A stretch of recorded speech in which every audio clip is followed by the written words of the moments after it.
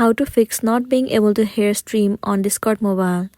In order for you to fix this issue, the very first thing you want to try doing is to make sure that you are using the updated version of the app.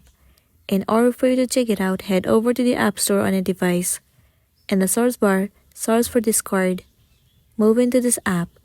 Right here instead of open, if you see the option of update, then your application is not up to date, and it might be one of the reasons that you're facing this issue.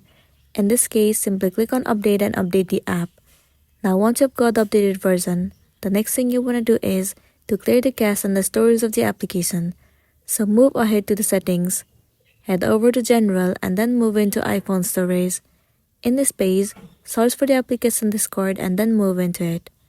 Click on offload app and then once again click on offload app. It will clear the cache and the storage of the application. This should also fix the issue that you have been facing, and then you'll be good to go.